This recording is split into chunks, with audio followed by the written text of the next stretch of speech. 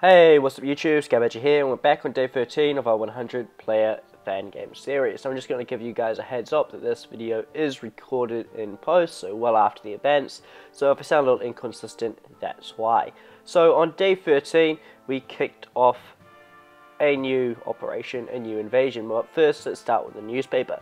So in the newspaper, we can see that we have fallen back into 11th place, and that was expected. We haven't done much over the past few days, so just regrouped and prepared for this operation. In terms of wealthiest nations, we don't even make the list, but that is because we're spending everything we can on upgrading our economy, as we all should. So there are quite a few people that do have some money, and they're clearly not using their money effectively. They could be using it on spies or buying materials. So as you can see, we're gearing a lot of troops up in the northern regions. We're getting ready to go into North America. Now North America is our target because they attacked Cuba and Texas, and they're pretty weak and disorganized at the moment. So before they have time to regroup and attack us, we're going to jump in and hit them first. So our first mission was actually to try and save Cuba or the Caribbean, depending on what you call it, but we kind of, not necessarily failed, but we didn't do as well as we expected. We didn't have the naval assets in the region to successfully do that, and because of our runway network and the level of our planes, we weren't able to get aircraft across in time, so the Caribbean ended up losing their biggest island. So the plan at the moment is I'm going to send a hell of a lot of troops across into David to capture that fortification on the other side of the Panama Canal. To do this, we need to start by scouting out, finding all of Mexico's submarines in the region. Also, am I the only one that gets the Mexican flag confused with, well, at least that Mexican flag confused with the Italian flag? It happens all the time. It's annoying. Anyway, back to it. Yeah, so we're hunting down submarines at the moment, and then we're going to sink them. Once we know we have the Panama Canal secure, we can send troops across.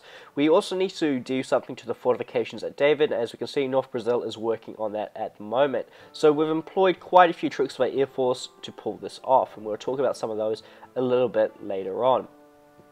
If we also have a look at our economy, we can see that things are going pretty good at the moment, and we're slowly building up. New South Wales gave us the materials we needed to build 3 new industrial complexes, so thank you, buddy, thanks for that.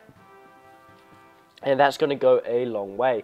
Now at this point, obviously, because I've been there, I know what happens, those 3 industrial centers are vital in keeping our iron production up. Due to the fact we end up nearly at war with everyone in North America, that morale has a massive effect, and we lose a lot of production to that. So those industrial centers go a long way, especially in our metal production. So that's what's happening there. We're spending a lot on our oil, metal, and just trying to make sure that we are prepared for what happens next. And I feel, looking back at it, we were prepared. So we're back a little bit later on, and as you can see here, we're flying some air operations against the Albertan Air Force. Now, we have been as cunning as possible, and we employed every single trick we knew in the goddamn book to smash Alberta back.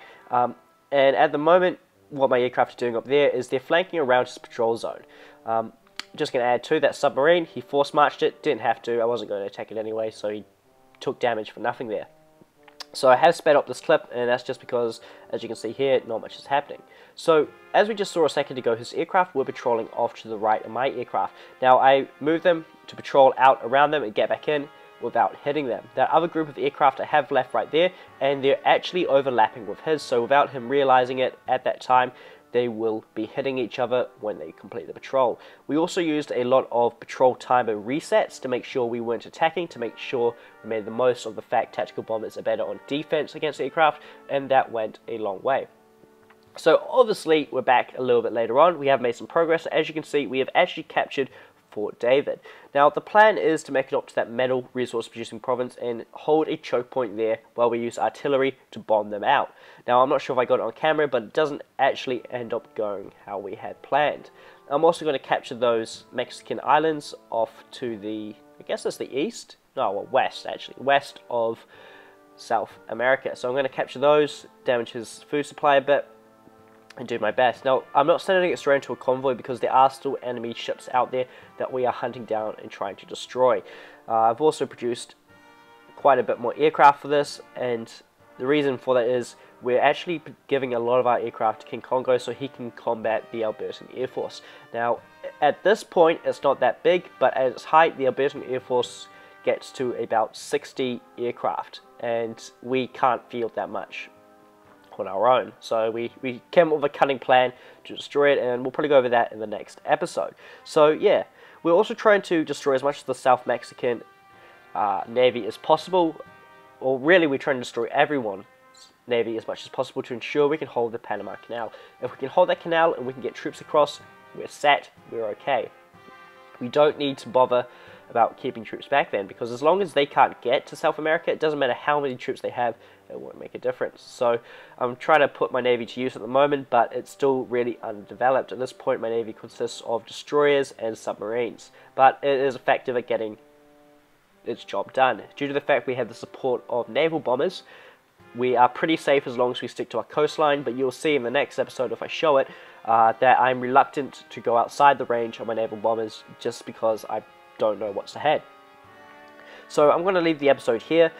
Thank you for watching, and I hope to see you guys in the next episode, where I'll show you some progress. Well, it's not all progress, we take some casualties, but yeah, I'll see you next time.